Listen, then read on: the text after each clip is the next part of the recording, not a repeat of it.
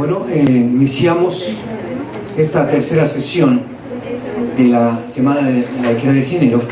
Este día la temática es violencia contra las mujeres como mecanismo para mantener la desigualdad. Otro tema muy importante. Le agradecemos a la doctora Raquel Ramírez Salgado su presencia. Muchas gracias, doctora. Cuando usted guste. Quiero pedirles un favor grande, aparte de que ya esperamos, que me den chance de estar sentada ahora porque estoy así súper cansada. Entonces tal vez en algún momento ya me levantaré, pero ahorita necesito así como unos minutos para, como di clase toda la mañana, entonces, bueno, ¿qué les digo? Que también ustedes ya terminaron su jornada de trabajo y seguro también sienten el cansancio. Y bueno, hoy vamos a hablar de violencia contra las mujeres porque bueno, pues es un tema que se ha colocado recientemente, y digo, cuando hablo de recientemente, pues me refiero a los últimos 15 años, ¿no? Casi 20 de discusión, y es un tema del cual pues apenas se está hablando, ¿no? O vemos que empieza a haber como una apropiación del tema en los espacios que no son académicos, ¿no? Y eso es como interesante. Me parece también que es el reflejo de un proceso muy complejo, ¿no? De movilización social y política. Entonces, bueno, pues eso. Ayer me hicieron una petición al final de la sesión. No ha llegado la persona que... No. Me parece que está firmando.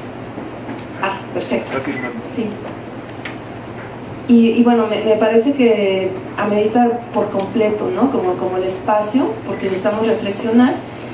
Y bueno, como soy comunicóloga, como bien ustedes saben, pues también me estudio como mucho la construcción de significado, ¿no? y los símbolos. Entonces, uno de los espacios que revisamos estratégicamente pues son los espacios sociodigitales, las mal llamadas redes sociales, ¿no? Que utilizamos a diario y que, bueno, han sido como herramientas para la configuración de la opinión pública, ¿no? Tienen un nivel de influencia importante, y por ahí, en esos espacios, que son, les llamo sociodigitales porque son digitales, pero no pierden como esta condición de lo social. ¿A qué me refiero? Que lo que pasa en esos espacios tiene consecuencias en la vida material. Y por esos espacios, a través de esos flujos de esas carreteras, megacarreteras de información, pues circula muchas veces información que no es verdadera, o también circula información que, aunque es verdadera, en términos de que la podemos ver objetivamente, tenemos solamente una parte de la realidad. Es decir, está sesgado el material que vemos en los medios de comunicación y en estas plataformas, ¿no? Llámese videos, ¿no?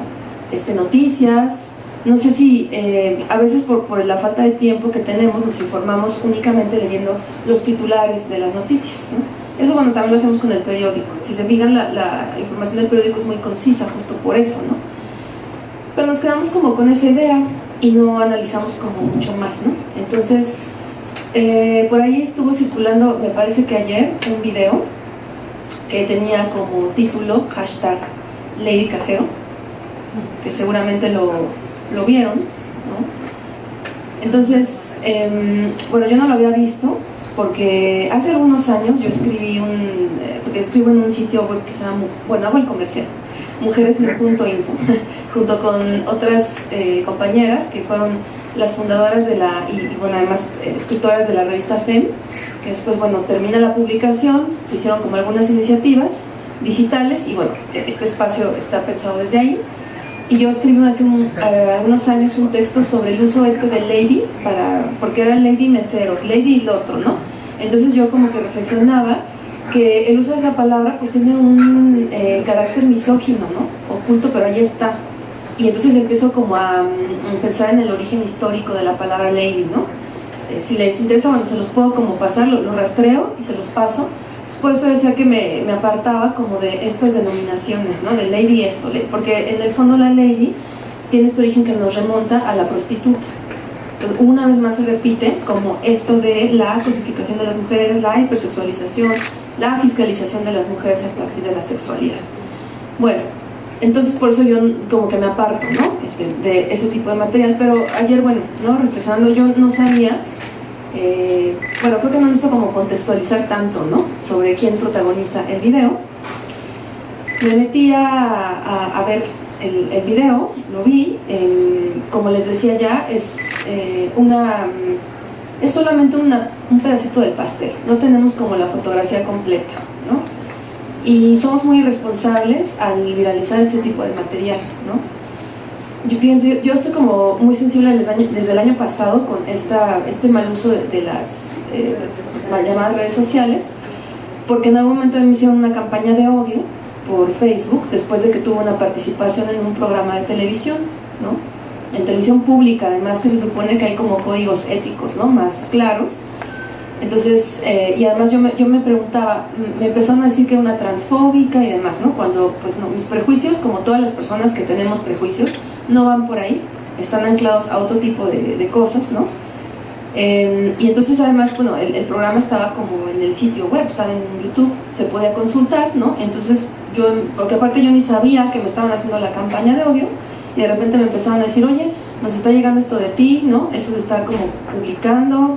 Bueno, mi mamá estaba súper espantada, ¿no? Me decía, te van a hacer algo en la calle, te van a golpear. Y bueno, yo en mi defensa, en un post que hice público, puse, bueno, aquí está el link del programa, ¿no? Y yo reto a las personas que están sosteniendo esto a que me demuestren que soy lo que están diciendo, ¿no?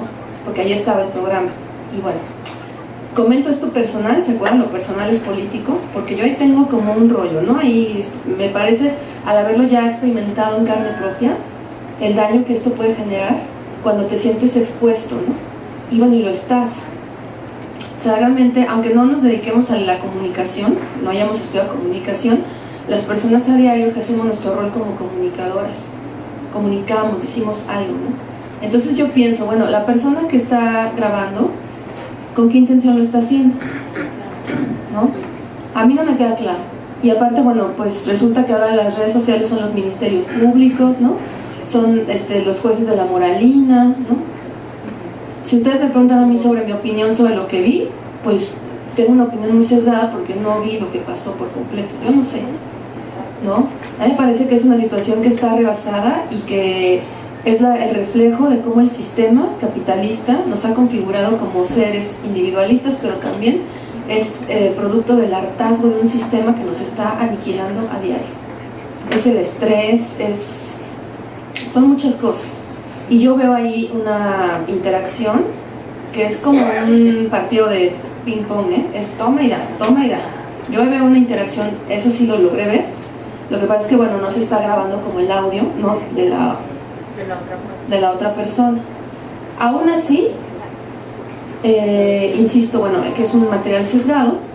Cuando yo me meto a ver los comentarios, ¿no?, haciendo como una especie de etnografía virtual, me doy cuenta de la cantidad de misoginia, lo que dicen de la persona que aparece en el video, ¿no? Y bueno, ya se imaginarán, ¿no? Es que esta está amargada porque, ¿no?, eso, está menopáusica, que es una histérica, ¿no? No sé qué. Yo que el chavito que le gritó le hubiera partido la madre, ¿no? Cosas así. Entonces, no sé, yo dije, a ver, aguas ahí. ¿Qué estamos reproduciendo? Es muy peligroso. Y aquí, que se conecta completamente con el tema, pues vemos la misoginia, cómo se reproduce. Si hubiera sido al revés, que también desde luego hubiera sido un acto cuestionable, la respuesta hubiera sido diferente. Entonces lo pongo para que seamos como usuarias más responsables. O sea, pensemos dos veces lo que estamos haciendo circular. ¿Para qué lo estoy haciendo circular, ¿no? Hace algunos días que pasó en Seúl lo de la marcha de los chicos del CCH, que el ataque, varios compañeros, compañeras, incluso pues gente que está cerca del activismo, de la defensa de los derechos humanos, empezó a circular la información de los chavos que identificaron como porros. Y yo, por supuesto que no me atreví a hacer eso. No sabes, o sea, ¿cómo puedes tener certeza de lo que va a generar lo que estás reproduciendo? Y además eran menores de edad, ¿no?, la mayoría de ellos. O sea, hay una doble condición de vulnerabilidad. Entonces yo creo que sí es como una expresión de la misoginia. Yo insisto, aquí no estoy como juzgando lo que pasó porque yo no tengo la película completa, ¿no? Les digo, a partir del uso de las tecnologías, pues ya juzgamos como algo de forma irresponsable. Pensemos dos veces, ¿no?, al viralizar ese tipo de cosas. Hay consecuencias, por eso hablaba de mi experiencia personal. O sea, sentirse expuesto es súper miserable. Y además, ¿quién puede sentirse exento o exenta de nunca hacer eso? o nunca haber pasado por una situación así. La diferencia es que no te están grabando, ¿no? Entonces, o sea, sí me parece que es como importante reflexionar sobre eso, porque les digo, es una expresión de misoginia. Desde luego que el ideal no es que convivamos de esa forma, ¿no? A partir de la agresión, pero yo insisto, es el mismo sistema que nos está aniquilando esos resquicios que tenemos tal vez de humanidad que nos quedan y nos está desarticulando como colectividad. ¿Cómo no vamos a estar enojadas, ¿no? Simplemente en el sistema de transporte, yo uso transporte público, no sé manejar, nunca me ha interesado tener un carro, entonces soy usuaria del transporte público desde siempre, y bueno, es así como para de verdad ir haciendo yoga casi en el metro, ¿no? O sea, ¿cuánto tiempo les toma, no? Incluso si vas en un carro, ¿no? O sea, el tráfico, los servicios, vean las condiciones de la ciudad, o sea, vivimos en en las propuestas como filosóficas y sociológicas más recientes, a todo eso también le llaman necropolítica, ¿no? Porque son todas estas prácticas que les digo, nos van aniquilando como sujetos. Y entonces empezamos a leer a los otros y a las otras como enemigos. Y al enemigo, ¿qué nos han enseñado? Se le aniquila, ¿no? Por ahí leía también hace poco, no te hago ahora la referencia, un estudio de algún investigador de una universidad de Texas, me parece, y hablaba de cómo estos retrasos en el transporte público tienen un efecto, ¿no?, importante en las personas. No nos da tiempo de pensar en otras cosas, porque lo que estamos haciendo es sobrevivir. Y me van a descontar, ¿no? Voy a llegar tarde. O, no sé, no voy a llegar, ya cuando salgo de trabajo, voy hacia casa y el autobús, el último, sale a las 10:20 y son 10:15 y estoy atorada, ¿no?, en el transborde, no sé. O sea, piensen en todas estas prácticas, les digo, de un sistema que es asesino, que de verdad nos está diciendo que nos odia, ¿no? Los niveles de violencia que vivimos en este país. Entonces, cuidado, no naturalicemos la violencia, por favor.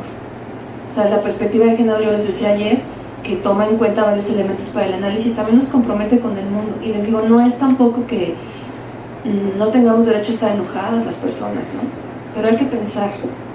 O sea, estar en estos espacios de privilegio y de reflexión nos compromete con el mundo. Entonces, no viralicemos esas cosas, por favor, ¿no? Ayer, por ejemplo, justo ahorita recibí una llamada de una persona que están como, pues eso, haciendo notas sobre lo que pasó ayer en el Congreso, ¿se acuerdan? De un diputado que lo cacharon con cierta información, ¿no? Bueno, no sé si ustedes vieron que la chica que sale en la fotografía, pues ni es prostituta ni es escort, y entonces ella publicó un texto de: yo no sé cómo ese señor tiene una fotografía mía. Y entonces hay como sabemos que este país es un país de origen, de paso y de destino de la trata con fines de explotación sexual, ¿no? Es el país, dentro de los organismos desarrollados como la OCDE o de desarrollo, es el país que más consume pornografía infantil. Ajá. El crimen organizado produce pornografía infantil. Y así un montón de indicadores, ¿no? Entonces, yo pienso en cómo funciona, porque ahora se ha como diversificado esto de la trata. Hay trata virtual, es decir, hay mujeres que no sabían que eran vendidas a través de internet, ¿no? Y alguien desde luego se beneficiaba, por eso es trata, ¿no?, económicamente.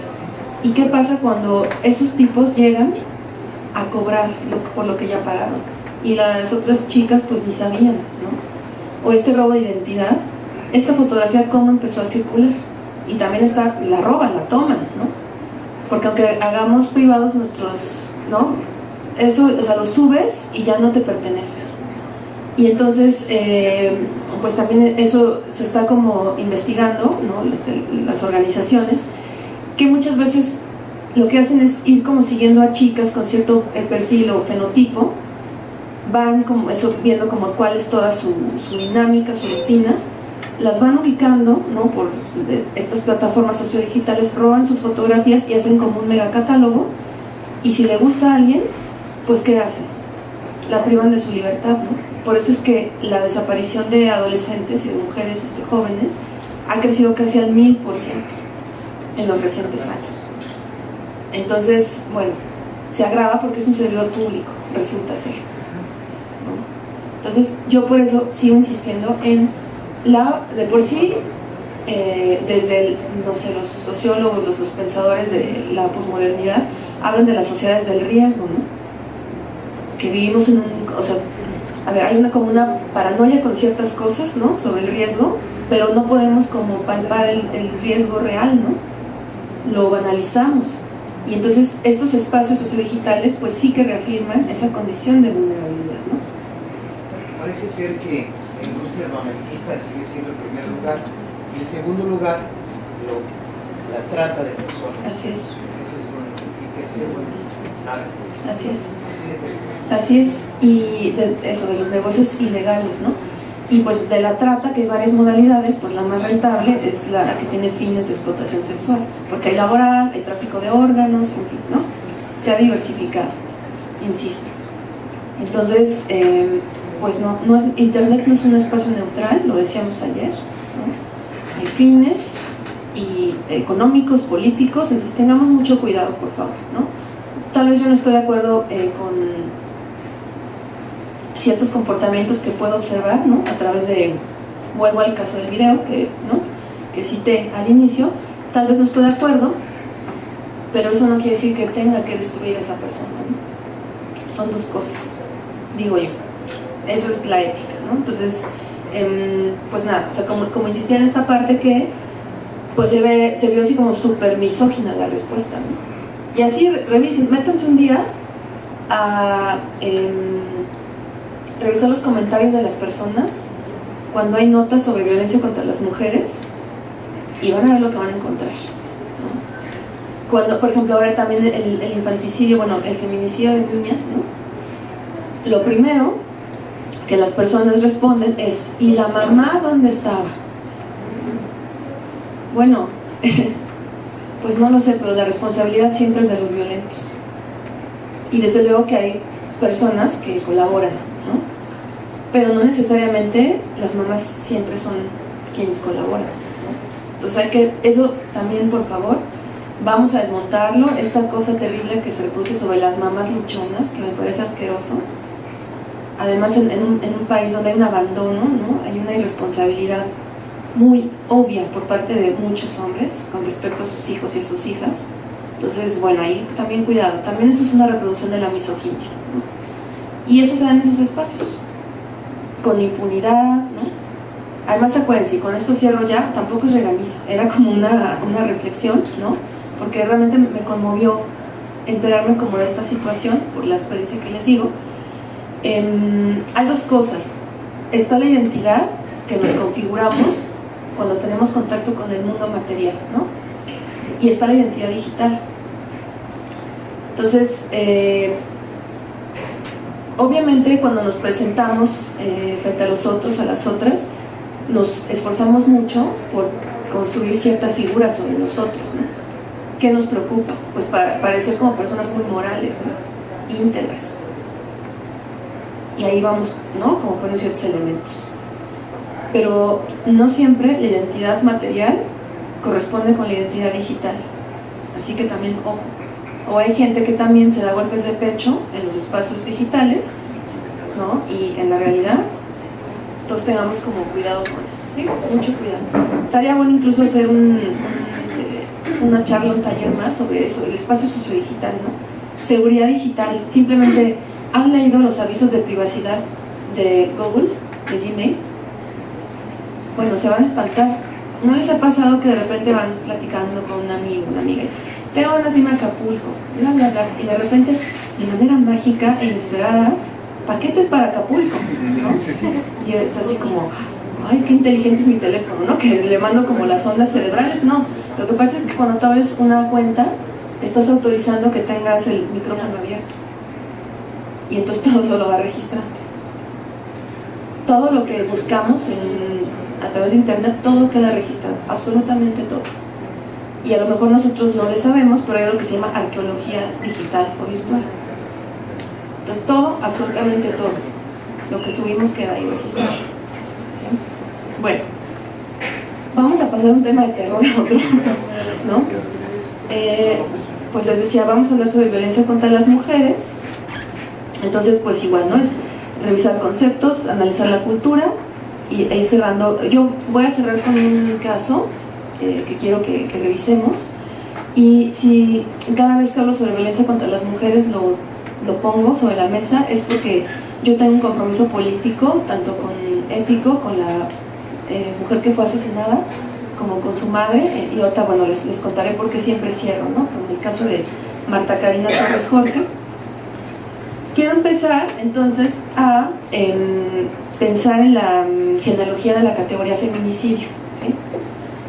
Porque me dicen, ¿por qué empieza con feminicidio, no? Bueno, pues porque esa fue la punta del iceberg para empezar a hablar en este país sobre la violencia contra las mujeres, ¿no? O sea, irnos como a la forma de violencia extrema para visibilizar que tan solo eso, como ya dije, a la punta del iceberg, ¿no? Es lo que alcanzábamos a ver de una estructura social que, les digo, es misógina, ¿no? Y que tiene ahí como prácticas muy puntuales que van justificando la violencia contra las mujeres, ¿no? El aniquilamiento de las mujeres y las niñas. Entonces, bueno, ¿qué es Ciudad Juárez? Pues Ciudad Juárez es una ciudad fronteriza, que eso ya de entrada la hace compleja, ¿no? Hace rato lado de la necropolítica, necro de muerte, ¿no? Política de poder. Ahora piensen en términos geopolíticos, es decir, pensar en las geografías, ¿no? Pensar en cómo están distribuidos los espacios, dónde están ubicados los espacios. Ser ciudad fronteriza es muy complejo, ¿no? Y no importa que estemos en el sur o en el norte. Bueno, sí importa porque hay prácticas específicas, pero lo que quiero decir es que son complejas, ¿no? Y además, pues es una ciudad muy particular porque está anclada o inserta en el desierto, ¿no? Entonces, las condiciones climatológicas también van a generar una dinámica, una interacción específica, ¿no? Entre las personas. Ajá. Luego, bueno, pues ayer que hablábamos de neoliberalismo, sabemos que se empezaron bueno, llegaron el capital, ¿no? Con las maquiladoras, y evidentemente no es que empezaron a contratar a más mujeres porque creían en la igualdad de género, ¿no? Sino porque pues las mujeres somos más explotables, ¿no? Se les paga menos, se nos paga menos, y además por el proceso de socialización estamos valoradas como más responsables, ¿no? Y además, bueno, por la corporalidad de algunas, pues las manos tal vez un poco más finas, y además entrenadas, ¿no? Para hacer, o sea, piensen en el entrenamiento desde niñas o niños que recibimos a partir de la socialización del juego, ¿no? O sea, ¿por qué somos capaces de hacer ciertas actividades, ¿no? Es más fino, ¿no? Y otros movimientos son más toscos. Entonces, por eso es que las mujeres empiezan a hacer la fuerza de trabajo, ¿no? De las maquiladoras. Y eso no es poca cosa. Algunos investigadores y investigadoras sostienen que el recrudecimiento de la violencia contra las mujeres, que siempre ha existido, pero que ahora vemos como estos mensajes, ¿no?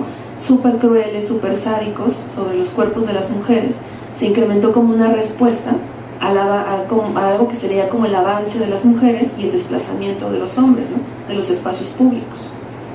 Y bueno, no es como toda la explicación, pero yo creo que sí se conecta, ¿no? O sea, logro ver que sí es la explicación en varios ámbitos. Y cómo lo podemos ver, pues cuando nos responden, pues querían igualdad, ¿no? Esa es como la clásica, es así como casi querían igualdad, pues jódanse, ¿no? Porque así son las cosas. Es una respuesta misógina. Y luego está la presencia de los cárteles de droga, que, ¿no? Ya hemos mencionado como algunas cosas ahora, cómo el crimen organizado, ¿no? Ha diversificado sus actividades, y ahora ya no solo trafican bueno, siempre han traficado con seres humanos, pero quiero decir que ahora lo hacen con fines de explotación sexual. Entonces, no todas, pero buena parte de las mujeres asesinadas en Ciudad Juárez, las mal llamadas muertas de Juárez, porque son mujeres asesinadas, eran trabajadoras de la maquila. Muchas eran pues igual desaparecidas para ser esclavas sexuales, ¿no?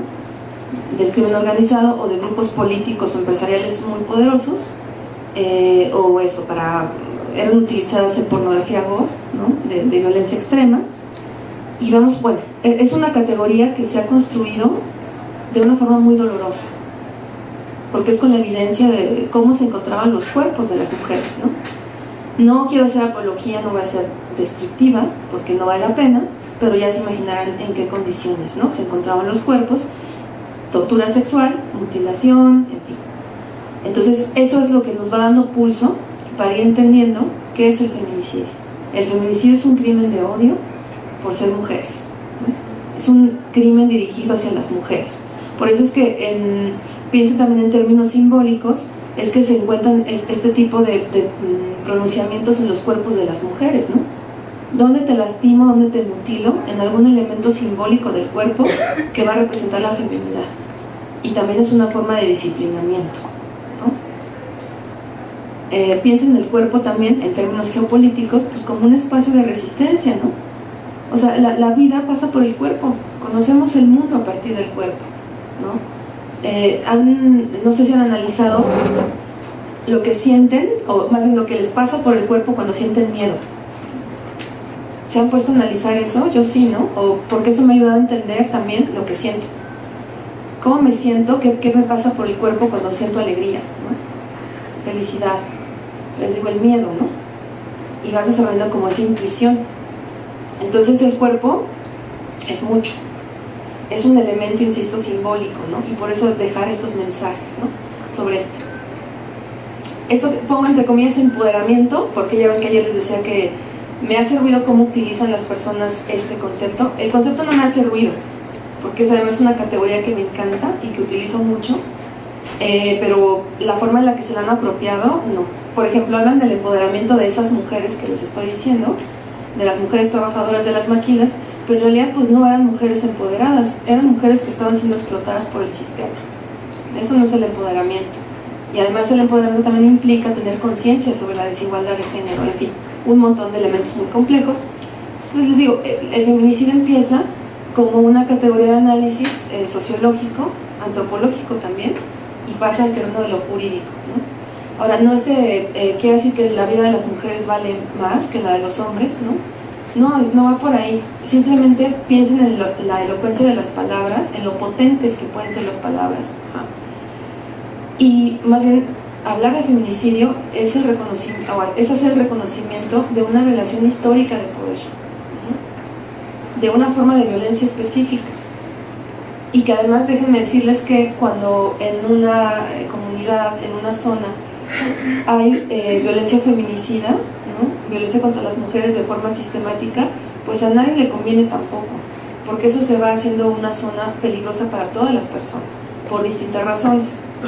Entonces, la propuesta del empoderamiento, ahí sí, aplicada desde la perspectiva de género feminista, es empezamos a trabajar con los grupos que han sido desfavorecidos históricamente, vamos generando bienestar, de tal suerte que se va a producir una espiral, ¿no? Que va después a abarcar o a integrar a todas las personas de esa comunidad, ¿no? Bueno, les decía que iba a cerrar con el caso de Marta Karina. No me quiero adelantar, solo quiero tomar un elemento importante para explicar esto que estoy diciendo.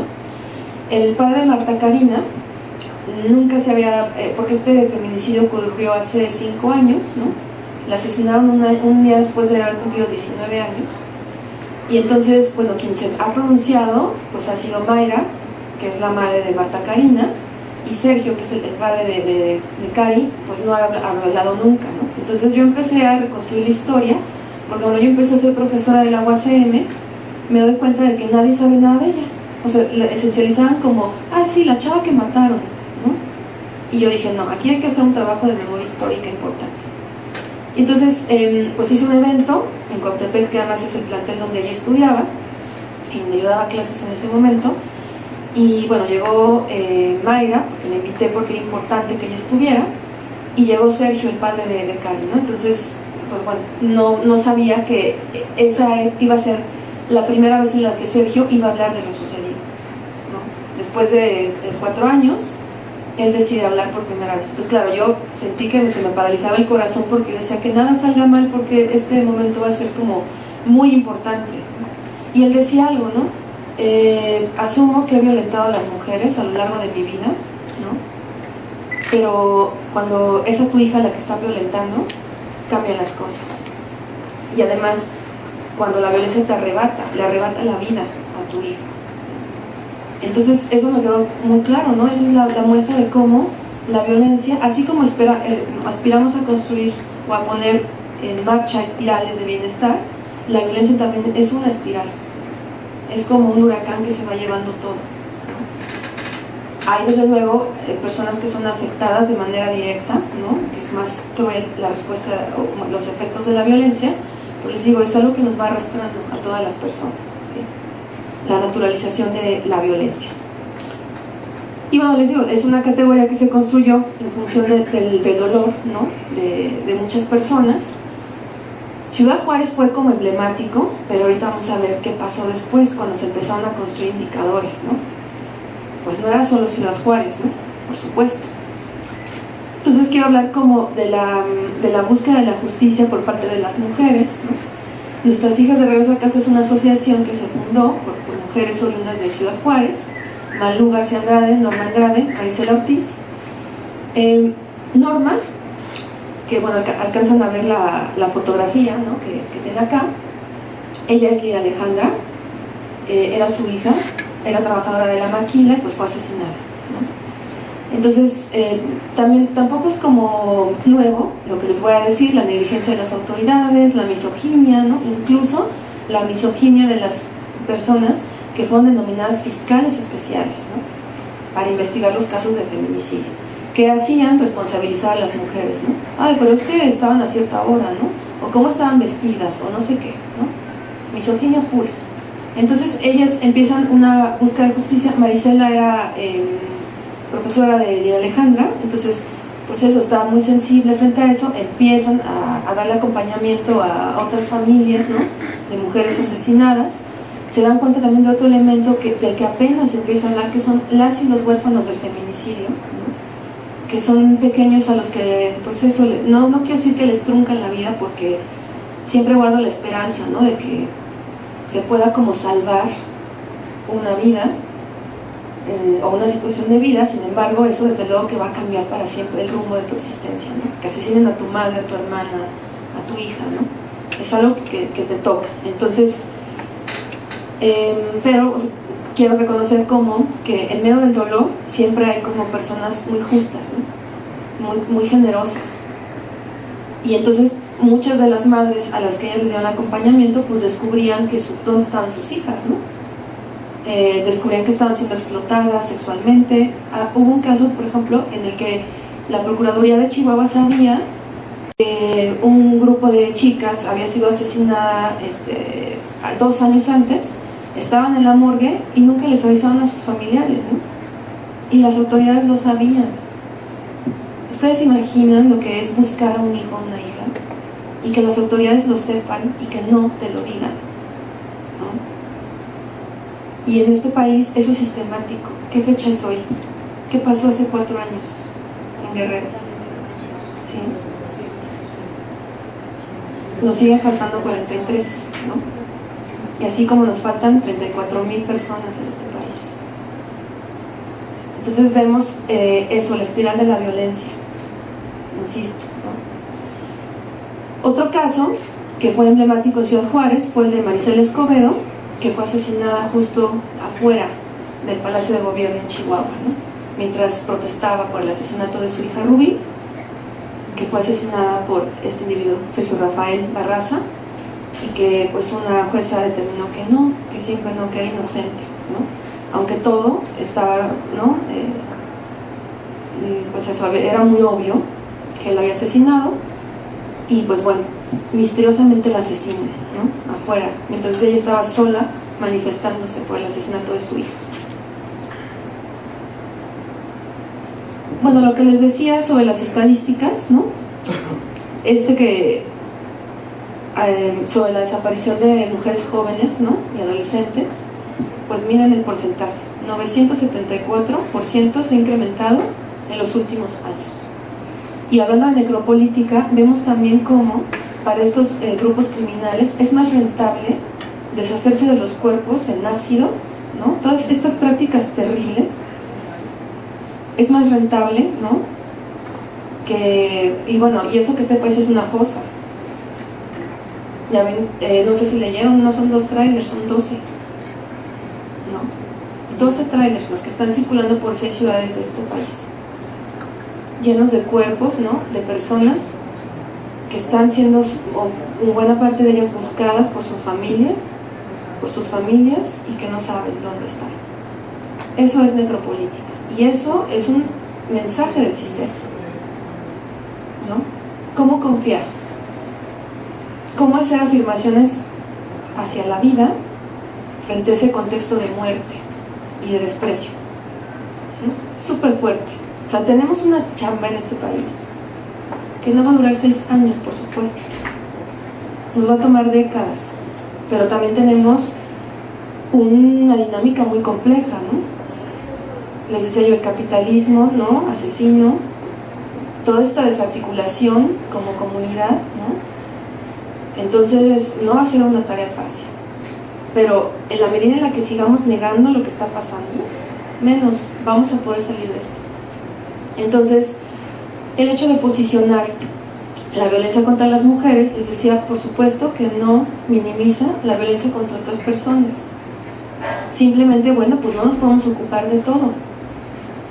Tenemos que elegir también ciertas batallas, por decirlo así, para poder impactar, pero en el camino los tenemos que encontrar, porque son luchas comunes.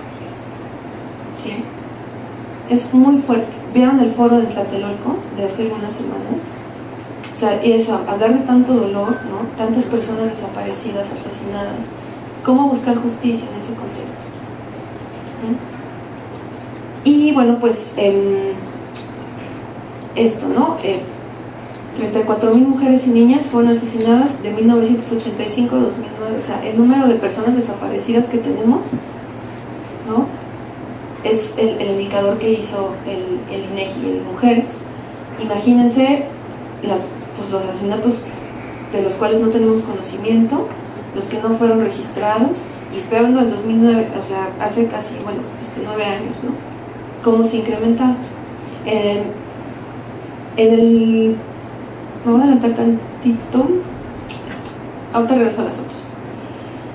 Bueno, en 2004, por eso yo les digo que, no sé, a mí me gusta ser, pues no sé si optimista, no, sino más bien justa con los movimientos sociales, porque muchas veces hay como una crítica por parte de grupos como más autónomos, ¿no? Más autogestivos, y nos critican por tener como contacto con las instituciones, ¿no? Incluso nos llaman por ahí a veces traidoras, ¿no? Sí, ¿no? Pero bueno, yo pienso que las personas conscientes tienen que estar en todos los espacios, ¿no? En todos. Vamos decidiendo en función de nuestras circunstancias dónde nos insertamos, ¿no? Con quiénes hacemos alianzas, pero me parece que es importantísimo estar. Entonces, ¿por qué menciono esto? Pues porque justo ayer hablábamos como de cierto oportunismo político, ¿no? De ciertos personajes, pero también es cierto que gracias a esa transición, que no la inició él, sino que la iniciaron otras personas a lo largo de las décadas, pues lograron, ¿no? Que se generaran políticas públicas que eran importantes para el reconocimiento de la violencia contra las mujeres. Entonces, en el 2004, la doctora Marcela Lagarde de los Ríos, que ha sido una teórica que hemos estado revisando, llegó a la curul como diputada federal plurinominal, y pues ella estaba convencida de que se necesitaba hacer algo, ¿no? Para visibilizar a las mujeres, y ella pide presupuesto justo para hacer la investigación diagnóstica sobre la violencia feminicida en la República Mexicana. Les digo, empezó en 2004, por eso inicié con Ciudad Juárez, porque ese fue el punto de partida, ¿no? Vamos a empezar a revisar los números, ¿no? En función de Ciudad Juárez, pero no nos podíamos quedar con Juárez nada más, porque, insisto, Juárez tiene como condiciones específicas. ¿Qué pasaba en el resto del país, no? Entonces, de acuerdo con la investigación, 1,205 niñas y mujeres fueron asesinadas en el 2004. Ojo con este indicador: 4 niñas y mujeres fueron asesinadas cada día, o una niña o una mujer era asesinada cada 6 horas en el 2004. Esto se ha duplicado. La ONU estima que son entre 7 y 8 mujeres y niñas al día. Entonces piensen en el indicador, ¿no? O sea, cómo se va diversificando. Entonces, si ha duplicado, pues entonces cada 3 horas, ¿no? En este país, una mujer o una niña es asesinada. Esta información es pública, nos la proporcionó la doctora Lagarde cuando nos dio justo una clase especial para un diplomado sobre esta investigación y la ley de la que voy a hablar adelante, ¿no? Y bueno, pues les digo estos indicadores de terror. Espero que alcancen a ver como más o menos los mapas. Si no, bueno, se los voy explicando y entonces pues están las presentaciones, ¿no? Primero, la tasa de homicidios. Ojo, en este momento histórico del país, 2004, se habla todavía de homicidios de mujeres porque el feminicidio no era aún una categoría jurídica. Eso es hasta el 2007, ¿de acuerdo? Entonces, todavía se habla de homicidios. Y bueno, los estados en rojo son los que tienen las mayores tasas. Ustedes saben que bueno, la tasa es proporcional al número de habitantes, ¿no? Y a otra serie de elementos. Entonces, la entidad que tuvo la tasa más alta en el 2004 fue Nayarit. Después fue Oaxaca, Guerrero, bueno, el Estado de México, Guerrero, Quintana Roo, ¿no? Baja California y Chihuahua. O sea, Chihuahua no estaba en primer lugar. Y eso ya por sí es un dato, ¿no? Importante. Y en vergonzoso séptimo lugar estaba en aquel entonces el Distrito Federal. Y les estoy hablando del 2004, cuando ya se habían empezado a gestar también cosas muy importantes en esta ciudad, ¿no? Lográbamos ver como ciertos avances y aún así, sobre este tema, ¿no? Había algo. Incluso, bueno, ahora piensen en la cantidad de feminicidios que ha registrado esta ciudad, ¿no? En lo que va del año, nada más. Y la entidad que tuvo la tasa más baja fue Yucatán, ¿sí? De asesinatos de mujeres. Pero entonces, la investigación feminista, ¿se acuerdan ayer que hablábamos de la perspectiva de género? Te hace ir más allá, ¿no? Es bueno, ya tenemos el número de asesinatos, ¿no? De homicidios, pero no, hay algo más, ¿no? O sea, tenemos que extender como los criterios de búsqueda. Y entonces construyeron el indicador de los suicidios. Porque, aunque, bueno, sabemos que actualmente es como la tercera o cuarta causa de muerte en la juventud en este país, el suicidio. Aún así, aunque es como un asunto de salud pública y es algo que trastoca a hombres y a mujeres, también hay condiciones de vida específicas, ¿no? Que llevan a los hombres y a las mujeres a quitarse la vida. Entonces puede ser importante analizar. Y bueno, ¿qué creen? Que Yucatán estaba en cuarto lugar. Y ahí está, prevalece, ¿no? Esa tendencia de esta zona del país que, bueno, nos hacen pensar que Yucatán es Mérida, nada más, y pues no. Mérida tendrá como sus procesos, tendrá cosas muy significativas, avances, pero Mérida no es Yucatán. Yucatán es muy complejo, ¿no? Así como todos los estados de este país. Y yo me preguntaba, ¿por qué Yucatán tiene hasta hoy día las tasas más altas de suicidios, ¿no? De hombres y de mujeres, pero incluso ahora vemos hasta de niños, de niñas. Y yo pienso, ¿qué papel juega este otro indicador que es el multiculturalismo? Es una zona que es y vean, es justo esto, ¿no? Esta franja es la que tuvo la mayor tasa de suicidios. ¿Por qué? ¿Qué está pasando? Por eso el criterio de la geopolítica, ¿no?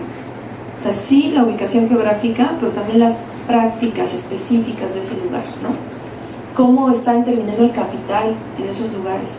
Y cuando me refiero al capital, hablo de las transnacionales, ¿no? De las maquiladoras, por supuesto. Pienso en el ecoturismo, ¿no? Este espejismo que nos han vendido. Y pues bueno, por acá no están como los centros de explotación sexual, los paraísos sexuales de los pederastas, no están por acá. Y si no, bueno, lean a Lidia Cacho, ¿no? Los demonios del Edén y toda esa denuncia que hace, ¿no? Entonces digo, hay dinámicas muy específicas, ¿no? En cada región. Y bueno, pues la Ciudad de México estuvo en 13º lugar, ¿no? En aquel entonces. Hay estados como Hidalgo, que tanto en el caso de homicidios como de suicidios tuvo una tasa baja. Sin embargo, yo les puedo decir, porque mi familia es de Hidalgo y yo viví algunos años allá, que hay un mecanismo político importante, que es el de la secrecía. ¿Qué es eso de la secrecía? Pues es guardar secreto y silencio, ¿no? Frente a esto. Entonces no, nos tenemos que resistir a no hablar, a no nombrar lo que está pasando. Y no estoy diciendo Hidalgo para quemar a la gente de Hidalgo, ¿no? Piense que es lo... No. Estoy hablando de una dinámica que conozco, pero que se repite. ¿Qué es lo primero que...? No denuncies, no hables, cállate. No rompas, ¿no?, el bienestar de una comunidad. Pues no, ahí la culpa es de los violentos, no de quien denuncia. Entonces se empezaron a pensar como en otros indicadores, ¿no? La tasa de mortalidad materna, por ejemplo. Han visto, y vean dónde se concentra. En los estados más empobrecidos, ¿no? En los estados que tienen una población indígena considerable. ¿Cuántos videos hemos visto de mujeres en Oaxaca, ¿no?, que dan a luz en los pasillos de los hospitales públicos? Y son mujeres indígenas. Y no digo mujeres pobres porque la pobreza no es algo natural. Estoy diciendo personas empobrecidas, aludiendo a que es un proceso del sistema económico, ¿sí? Luego la tasa de mortalidad de mujeres por cáncer cervicouterino, ¿no?, que también es un elemento importante. Y vean, se concentra acá, una vez más, ¿no?, en las zonas más empobrecidas. Y bueno, yo pienso, ¿no?, por ejemplo, ¿cómo tenemos acceso a la salud? ¿Se acuerdan que ayer hablábamos de estos estudios tan invasivos, ¿no?, al cuerpo? ¿Se acuerdan de lo de la campaña del Chente Fernández, ¿no?, de lo que estábamos hablando? Bueno, pues piensen, o sea, ¿cómo lanzan las brigadas de salud, ¿no? ¿Cómo una mujer, si de por sí, hablo desde mi condición, ¿no?, como mujer universitaria, citadina, bla, bla, bla, todo lo que quieran, y a mí me sigue resultando intimidante ir a una revisión médica? Y eso que voy con una ginecóloga maravillosa, ¿no?, que la encontré después de muchos años. Pues imagínense en ese contexto, donde muchas veces las mujeres no deciden, no les dan permiso de ir a estas revisiones. Y bueno, el personal de las instituciones de salud pública no está capacitado, no está sensibilizado. Y bueno, pues también tienen condiciones laborales terribles. O sea, se fijan la espiral de la violencia, insisto, ¿no? Entonces, pues claro, si aquí se concentra la pobreza, ¿no?, los procesos de empobrecimiento, y además población indígena, que no estoy diciendo que por ser indígena seas retrógrada, no estoy diciendo, ni jamás me atrevería a decir algo así. Lo que estoy diciendo es que ha sido una colectividad que ha sido oprimida históricamente y que ha generado condiciones de vida, de empobrecimiento, ¿sí?, y de miseria no solamente económica, sino en otros sentidos. Y vean con el cáncer de mama. O sea, estaba como en otra latitud, ¿no? Se concentraba en el norte y bueno, en este puntito que es nuestra ciudad, ¿no? ¿Qué pasa, no? Son comunidades o son sociedades más industrializadas. ¿Cómo se vive el estrés, no? ¿Cuáles son las dinámicas de vida? Eso también es necropolítica. ¿Qué comemos, no? Nos está enfermando ya todo, dicen por ahí, todo da cáncer, ¿no?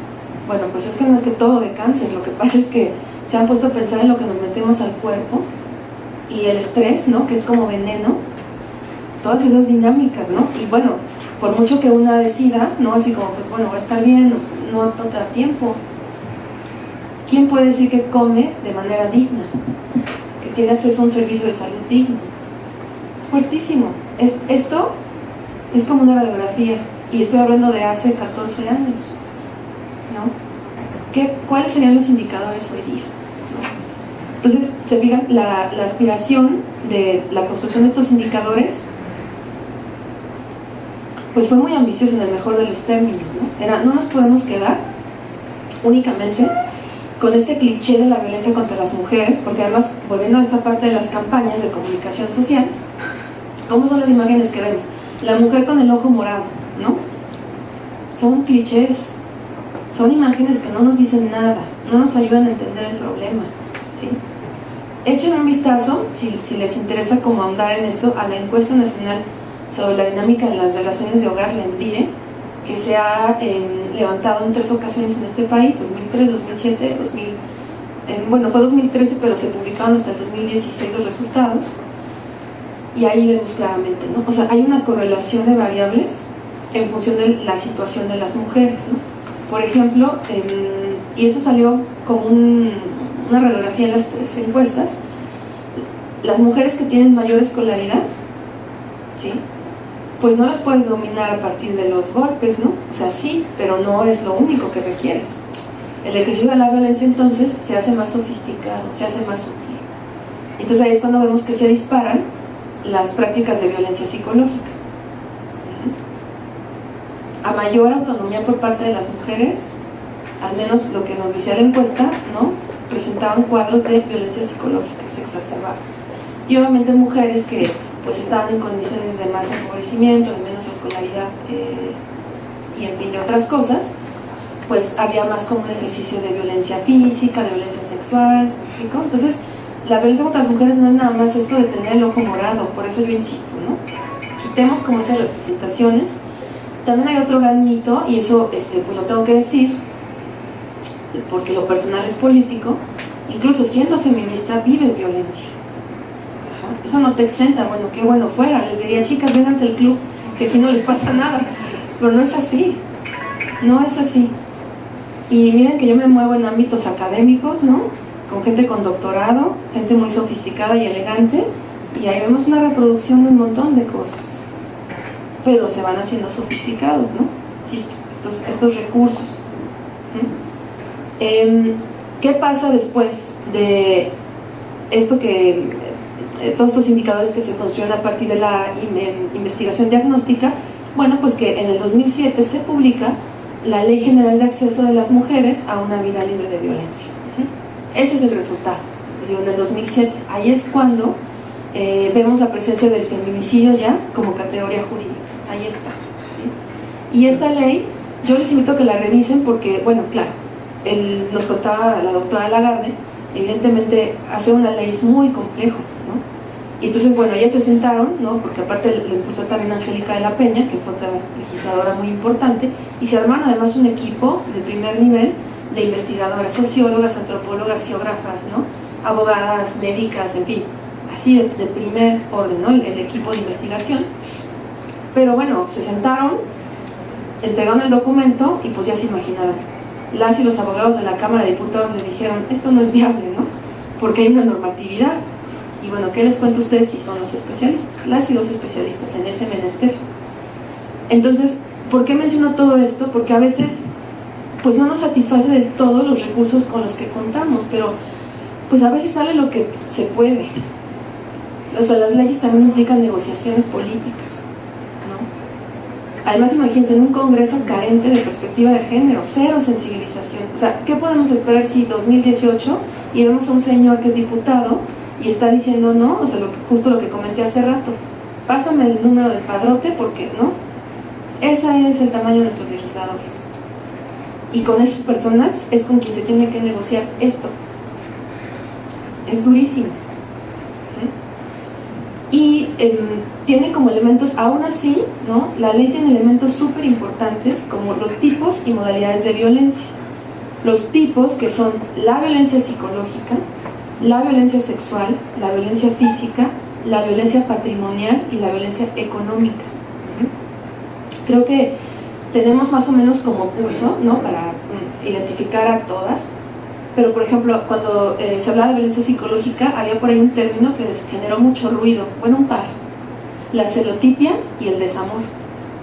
Y entonces los legisladores decían, ¿cómo? ¿Por tu ley ya no voy a poder celar a mi vieja? ¿No? Además. Y es bueno, o sea, sí entendemos, el lunes empezamos a ver toda esta onda del amor romántico, ¿no? Y la apropiación y demás, los contratos, ¿no? Las negociaciones ahí a partir del capitalismo, pues imagínense, sí, la celotipia es una forma de violencia, ¿no? Entonces tenemos que desmontar de me cela porque me quiere, ¿no?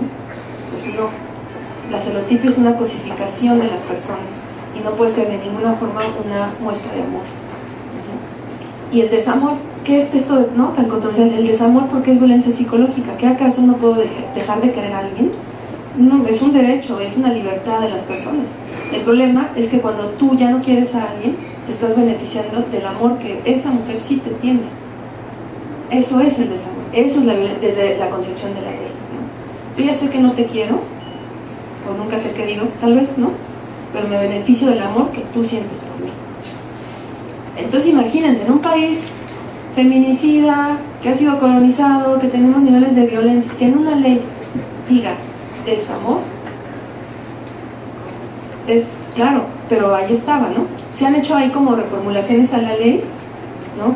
Que bueno, les digo, son negociaciones políticas. Ahora se está tratando de incluir otros indicadores como la violencia ginecobstétrica, ¿no? De forma particular, la violencia política, que hablábamos de lo que pasó en Coyoacán, ¿no? Estos días, y está también, pues eso, la violencia cibernética, digital, ¿no? Virtual, también como una forma específica. Ahí se está como... hay una activista que se llama Olimpia del Corral, que tiene una asociación que se llama el Frente Nacional por la Sororidad, y están trabajando mucho. Ahorita en Zacatecas se presentó ya la iniciativa de penalizar, pues eso, la reproducción de este tipo de imágenes, ¿no? Que vulneran a las mujeres, robo de identidad, robo de imágenes, ¿no? Si yo, por ejemplo, tengo una pareja o no una pareja, sino decido con alguien que no necesariamente es mi pareja compartir fotografías íntimas y esa persona las reproduce, eso en Zacatecas ya en el futuro va a estar castigado, y eso está muy bien, ¿sí? Entonces están ahí contemplando, ¿no? Pero es el punto de partida. No todas las personas se sienten satisfechas con la ley, pero yo sigo insistiendo que es un punto de partida muy importante y que, bueno, tendremos que ir robusteciendo la ley, ¿no? Y otros elementos que tiene, que son importantes.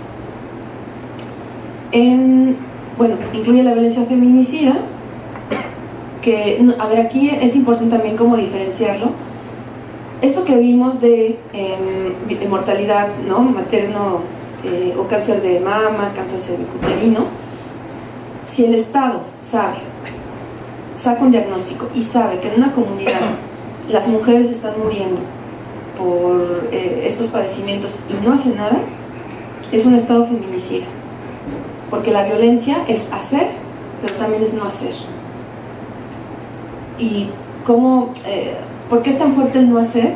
Cuando tenemos conocimiento de que algo está pasando y decidimos no hacer nada. Cuando lo ignoras, bueno, aunque el Estado, pues ¿cómo justifica ignorar, ¿no? Si es el Estado, ¿no? Estoy hablando tal vez de otros agentes políticos, ¿no? Sociales, que a lo mejor no saben y por eso no actúan. Pero cuando tú sabes y no haces nada, estás actuando con negligencia, con indiferencia. Hay un abuso del poder. Entonces, por eso se diferencia esto, y si se fijan, se puede culminar en homicidio y otras formas de muerte violenta de las mujeres. O sea, el feminicidio es una forma de violencia feminicida, pero la violencia feminicida no nada más incluye al feminicidio, incluye todo esto que vimos en los mapas, ¿no? El suicidio por razones de género, ¿no? Exacto, ¿no? Esta negligencia por parte del Estado. Entonces, aunque el origen de la categoría feminicidio es anglosajón, es el término femicide, que lo acuñó Diane Russell. Marcela Lagarde lo recupera y entonces lo va enriqueciendo con todo esto que les estoy diciendo, porque decía, no me satisface dejarlo únicamente como el asesinato de las mujeres y ya, porque entonces quedan invisibilizados todos los factores y los agentes que participan en ese encubrimiento de esa muerte que no es natural, una muerte que es violenta, ¿no? Entonces piensen en la revictimización. ¿Qué pasa cuando una mujer es asesinada y quiere ir a denunciar? ¿No? ¿Qué trato reciben por parte de los ministerios públicos? Eso también es negligencia, ¿no? Eso es también violencia feminicida. Es más integral, se fijan, es mucho más integral el concepto. Por eso cuando, nos dicen, bueno, es que tú crees que la vida de las mujeres vale más, los hombres también viven violencia. Claro, nunca lo hemos dejado de reconocer, pero aquí estamos hablando de una forma específica de violencia contra sujetas específicas que somos las mujeres. Bueno, lo que les decía de la violencia psicológica, pues ahorita está así, enunciado. Les digo que lo del desamor fue así como muy controversial, ¿no? ¿Sí?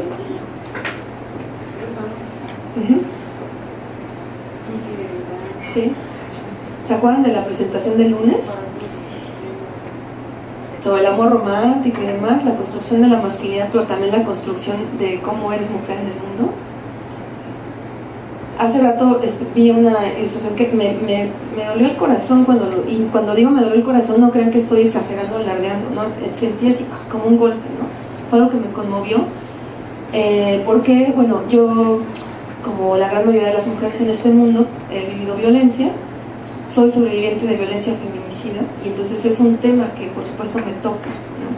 Entonces estaba viendo una ilustración de esta película, bueno, es un cuento, pero esta adaptación que hizo Disney de La Sirenita. Entonces está Ariel, ¿no? Primero no la había visto completa y está así, viendo al príncipe, ¿no? Y el príncipe parece que está comiendo algo, le bajo y entonces vi que su cola de sirena estaba mutilada y lo que se estaba comiendo era algo, y la otra viendo así. Y entonces me dolió, justo porque eso es lo que leemos a diario, ¿no? Eso es lo que pasa a diario, el aniquilamiento a partir de la experiencia amorosa, ¿no? ¿Cuántos feminicidios son perpetrados por las parejas, las exparejas de las mujeres? Pues por lo menos la mitad, a nivel mundial. No es algo que esté solo en México, es a nivel mundial. Hoy escuchaba una nota en un canal que creo que es Excelsior, de televisión abierta. Justo hoy 3 mujeres y 2 niñas en España, o sea, no es exclusivo, países tercermundistas o los que están de aquel lado, pues, muertas hoy ayer o hoy. Y además, ¿por qué asesinaron a las niñas? Las asesinó su papá. Para dañar a la mamá.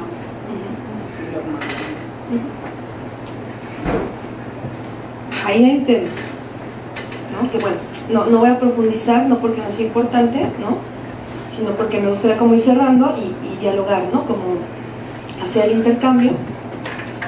Pero qué bueno que lo pone sobre la mesa, ¿no? Incluso los países que nos han dicho que son desarrollados, pues siguen presentando, ¿no? Estos indicadores, incluso Escandinavia, ¿no? Así que en Suecia, Noruega, véanse este documental de Lucía Gaja, que se llama Batallas íntimas, que estuvo en varias muestras, y ahí es un documental de cómo se vive la violencia en distintas partes del mundo. Y hay una mujer que vive en Noruega. Es muy interesante ver la experiencia de esta mujer en un país que nos dicen que es altamente desarrollado, ¿no? Y aún así, pues ahí está presente esta reproducción de la violencia.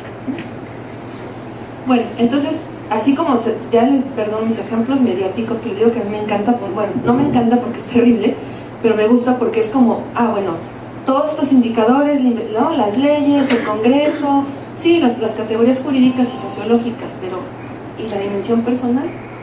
¿Cómo reproducimos todas estas ideas, no? Pues esto también es violencia feminicida. Fíjense nada más la letra. Él me golpeó y se sintió como un beso. Él me golpeó pero no me lastimó. Él no pudo soportar que dije que había estado con alguien nuevo, y cuando le dije que era mentira, él me golpeó y se sintió como un beso. Él me golpeó y supe que me amaba. Si yo no le importara, no se hubiera vuelto loco, pero él me golpeó y me sentí alegre. Sí, me golpeó y se sintió como un beso. Él me golpeó y supe que lo amaba. Y luego me tomó en sus brazos y con toda la ternura me besó y me hizo suya. Que era un grupo de mujeres afroamericanas de los años 60. Nos dicen por ahí que el reggaetón es misógino, ¿no? Pues no nada más el reggaetón, ¿no? Este grupo, Guns N' Roses, que aparte era como el grupo que me encantaba en la adolescencia, ¿no? Y yo así me estaba enamorada del vocalista. Claro, no entendía lo que decía, y entonces de repente Gracias. Solía amarla, pero tuve que matarla. Tuve que ponerla 6 pies debajo y todavía puedo oírla quejarse. Sabía que la extrañaría, así que tuve que mantenerla cerca. Está enterrada justo en mi patio trasero. Ella me molestaba tanto, ella me volvió loco, y ahora estoy más feliz sin ella. Yo la amaba, pero tenía que matarla y todavía puedo oírla quejarse. Y hay todavía personas que dicen, estás exagerando, se me hace que estás entendiendo mal el mensaje.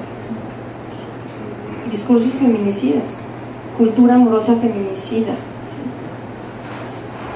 Ese también, que es otro grupo que me encantaba, Los Tres, que es un grupo de rock chileno, ¿no? Y bueno, sin hacer apología, pero, o sea, lees la letra y ves el video, ¿no? Y que aparte tiene una serie de reproducciones en estas plataformas y de comentarios. Entonces yo no quiero sugerir, ahí véanlo, así como para hacerle promoción, pero bueno, igual estos materiales les sirven para hablar con otras personas y sensibilizarlos, ¿no? O sea, violencia feminicida a más no poder en este video, y los comentarios son: qué buena canción, qué buena rola. O sea, tan imperceptible nos parece la violencia, o nos queremos hacer que no pasa nada, ¿no? Es más fácil la indiferencia. Tráeme la escopeta porque le voy a disparar al amor de mi vida que me acaba de traicionar. Se arrancó con un hombre que ahora es su nuevo galán. Me dejó como un perro y ahora tendrá que pagar. El cielo está nublado y enojado como yo. Eso es lo que pasa por creer y por amar. Tengo 1000 balas y las voy a disparar. La tierra está mojada con lágrimas que corren por mi ser. El pavimento rojo con la sangre que voy a hacer correr. Le dije 1000 veces que no me abandonara y ahora su destino lo decido yo. Es durísimo, ¿no? ¿Cuántas películas, ¿no?, también reproducen ese discurso? Yo me acuerdo que cuando yo era chava, me dijeron que Stanley Kubrick era uno de los mejores directores de cine, ¿no? Y Naranja Mecánica. Y entonces yo veía y decía, claro, es maravilloso, ¿no? Y yo vi esa película por primera vez a los 13 años. ¿La han visto? ¿Han visto las violaciones tumultuarias que hay en la película? Y eso es arte, ¿no? Y así muchas cosas, ¿no? El Gabo, el García Márquez, ¿no? Igual. Y entonces nos dicen, censuras, feminazi, ¿no? La cultura también tiene que ser problematizada. ¿Qué estamos reproduciendo? No es suficiente nada más por eso les decía, las leyes no cambian subjetividades. Hay que hacer un cambio integral, ¿no? Y eso también nos lleva, hablando de esta corresponsabilidad que tenemos, ¿no?, como sujetos, sujetas, ¿qué estamos consumiendo? ¿No? ¿A quién estamos haciendo el juego? Cuando consumimos ciertos productos comunicativos, ¿no? Cuando repetimos ciertos discursos. Por eso hace rato yo inicié con esta reflexión de lo del video, ¿se acuerdan? De qué viralizamos y a quién estamos beneficiando con eso. ¿Por qué las mujeres no dejan a los violentos? Bueno, pues así como... ¿Quieres comentar algo? No. Bueno, no, sí, porque pues todos estos mensajes de... Él me mintió y él me dijo que me amaba, pero ahí está la señora, ¿no? O la de... Una de Dulce, la de prefiero ser tu amante, no sé qué, pero no, bueno, o sea que si las escuchabas la década pasada, pues te matabas de amor, y ahorita es así de quítala, no más mensajes esos, ¿no? Pero hay otras, ¿no?, que están ahí reproduciendo. O las de hash, las nuevas de hash, pobres. Es que no ha cambiado, o sea, en esencia la cultura no ha cambiado, ¿no? Bueno, hay un nivel de dependencia que se va construyendo, ¿no? Si vives desde la opresión, desde la dominación, no eres un ser autónomo. Entonces nos educan además para pensar que la experiencia que va a marcar nuestra vida, pues es el amor, ¿no? A mí me decían, el día que te cases va a ser el día más feliz de tu vida. Pues no, les digo que hasta me divorcié y no fue el día más feliz de mi vida.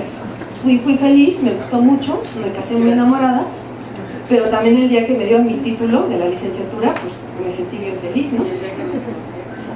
Pues no, ese día yo sí me sentí triste, liberada, pero triste, pero me refiero a que no es eso que nos vendieron, ¿no? Y ahora me dicen, pues no, el día que tengas un hijo, ¿no? Y entonces pues yo ya me jodí porque no quiero tener hijos, ¿no? Entonces nunca voy a sentir lo que es la felicidad.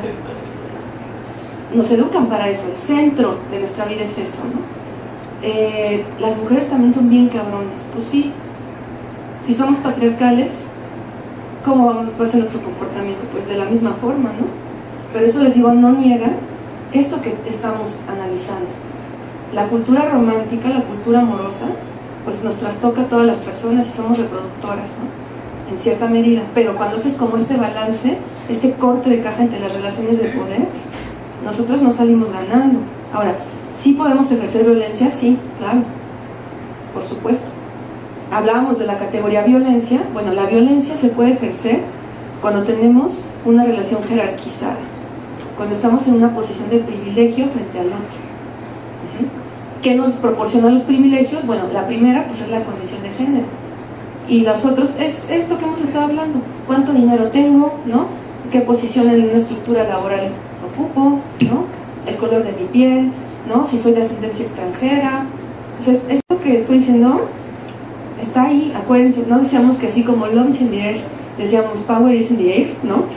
O sea, estas relaciones de poder asimétricas que están, todo eso lo va configurando esto, ¿no? Malditos enfermos, no, o sea, hay que despatologizar esto. Las personas que ejercen violencia lo tienen muy claro, saben perfectamente lo que están haciendo. Por supuesto que es una visión distorsionada, claro. Yo decía en los días anteriores que cada vez la edad de los feminicidas se reduce, ¿no? O sea, cada vez son más jóvenes. Incluso hay mujeres que pueden ser feminicidas, sí. O sea, no está como, no son marcos de referencia como así rígidos, pues, o sea, la realidad nos supera. Por eso también ayer que hablábamos de la teoría, ¿se acuerdan que les decía, bueno, tomémosla como con la precaución de que la realidad nos va superando y se va transformando, ¿no? Entonces sí, las mujeres también podemos ejercer violencia de género y también podemos ser feminicidas. No, en la mayoría de los casos, los agresores, desde el punto de vista jurídico, agresor, esta categoría son hombres, pues por el proceso de socialización. Es eso. O sea, lo que tenemos que desmontar es la masculinidad, no nos sirve. Esa masculinidad, esos referentes no nos sirven. Y tampoco nos sirve la forma en la que hemos sido construidas como mujeres. Hay que desmontar todo eso. Eso es desmontar el género. Eso es desmontar el patriarcado. Ajá. Y bueno, esto de que más hombres son asesinados, pues sí, porque, o yo diría, pero ¿quiénes los están asesinando? Son más, o sea, mayoritariamente, abrumadoramente son otros hombres los que están asesinando a los hombres. ¿No les hace sentido también en este caso la masculinidad? Ahí hay algo, ¿no?, que no está funcionando. Y esto, descubrir todo esto, pues también es perspectiva de género, ¿sí? Bueno, por último, les decía yo que quería hablar de Marta Karina, que fue asesinada hace 5 años, el 11 de mayo del 2013. Ella era estudiante de la UACM Cautepec, estaba en el ciclo básico, empezó a tener un noviazgo con otro alumno. Fueron novios nada más 3 meses. Yo pensé que habían tenido una relación larga, ¿no? Y en realidad cuando yo hablo con Mayra, con la mamá de Marta Karina, me dice, no, fueron novios 3 meses nada más. Y empecé yo a ver, ¿no?, a identificar como ciertas prácticas, como que una de las cosas que hacen los violentos es aislar a la víctima. No me gusta tu amiga, me cae mal, no le hables, ¿no? O, ay, yo también quiero ir al cine, ¿no?, contigo, no, yo también tengo que convivir con tus amigos, pues soy tu novio, ¿no? Entonces la aisló. La mejor amiga de Marta Karina, que se llama María Fernanda, pues eso, se fue como alejando justo por toda esta también agresión por parte del asesino. Pero después María Fernanda le dice a la madre de Cari que desde el primer mes Cristian, que así se llama el asesino, empezó a amenazar que la iba a matar. Era, no haces esto que te digo, te voy a matar, ¿no? Ojo, ahorita les voy a decir por qué estoy recuperando esta experiencia, ¿sí? Entonces ella pues no puede más, decide terminar con él. Él la va a ver a su casa. Marta Karina se va a su fiesta de cumpleaños, el festejo con sus amigos. Mayra sale porque tiene un hermano que tiene una discapacidad, ¿no? El señor está en la casa, pero no se puede mover. Y me dice Mayra, todavía Cristian se despidió de mí con un beso, ¿no? Y minutos después, ¿qué hizo? Asesinar a su hijo, ¿no? 22 puñaladas, y la asesinó frente a su tío, que no se puede mover. Llegó Mayra y pues bueno, encontró a Marta Karina, no la pudieron salvar, les digo, murió asesinada a los 19 años. Y entonces, desde cuando yo llego a la UACM digo que nadie sabe nada, que es la chava que mataron. Yo insistí con hacer un trabajo, ¿no?, de recuperación, por eso siempre hablo de ella, para que no se nos olvide, porque entre esas mujeres, esas muertas de Juárez, se pierden los nombres, no sabemos quiénes eran, y eran personas, ¿no? ¿Cuántas Marta Karinas hay? Y es importante nombrarlas para hacerles justicia. Afortunadamente, las personas que tomaron el caso, tanto el Ministerio Público como el juez, fueron servidores públicos que cumplieron con su trabajo. Y eso que la familia del asesino estaba ahí, ¿no? Jodiendo con sobornos. Entonces eso yo le decía a Mega, porque aparte es una mujer muy fuerte, y le decía, a pesar de tanto dolor de esta experiencia, yo la recupero, ¿no? La nombro, porque es un ejemplo de que hay gente que sí se puede comprometer, a pesar de formar parte de un sistema que está podrido. Y hablo en el caso de los servidores públicos, ¿no? Que fueron justos, que no se dejaron sobornar. Y ella me dice, nada me va a devolver a mi hija, pero yo sé que por lo menos él no va a volver a hacerle esto a otra mujer. Entonces por eso la nombro, así como me gustaría nombrar a todas esas mujeres y niñas que han sido asesinadas y que bueno, pues no las conocemos a todas, ¿no? No hay forma como de recuperarlas, pero tenemos que aprender de esta experiencia tan dolorosa, ¿no? Transmutarlo, sensibilizarnos y no nada más pensar que porque venimos de una mujer que es nuestra madre, porque tenemos hijas, no, es simplemente por una condición de humanidad y de que este mundo no termine por irse al demonio, ¿no? Creo que desarrollar ese sentido de justicia. Entonces, como verán, y ya, digo, creo que, no sé, tendremos como 5 minutos, no sé si nos dejen, pero mi intención, más allá, les digo, no es ni venir a regañar, ¿no?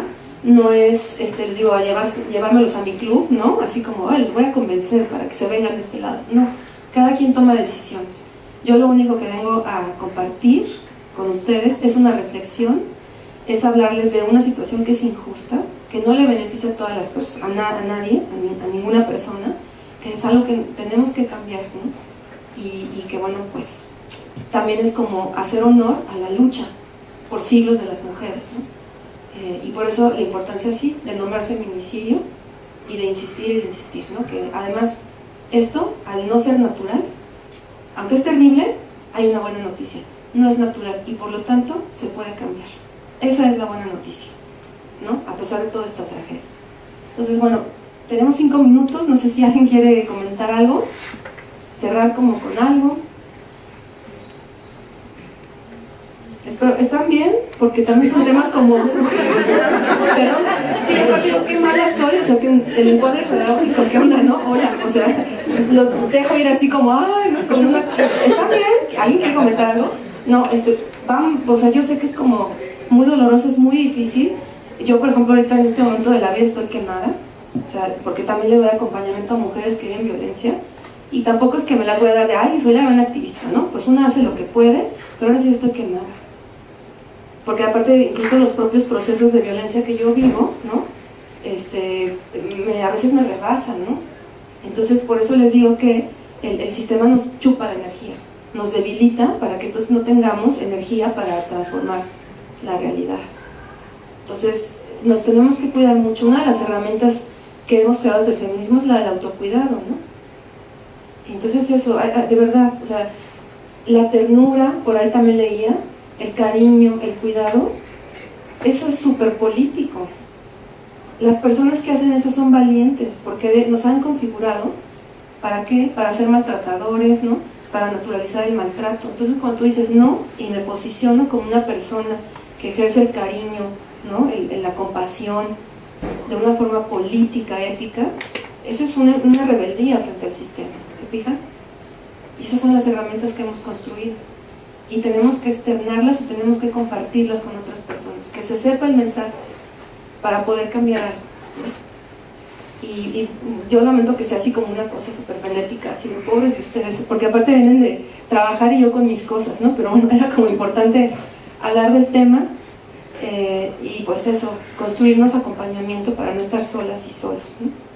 Y pues no sé si no hay como nada que comentar. Espero que respiren, así saquen todo, ¿no? Y yo les agradezco su profunda generosidad, su paciencia por estar escuchando esto. Y pues bueno, mañana cerraríamos, ¿no? Con pues una cosa que está bonita, que es la construcción de la condición humana de las mujeres, ¿no? Esta fue como la parte más ruda, pero les prometo que lo de mañana va a estar más alentador y más fortalecedor. Muchas gracias. Gracias.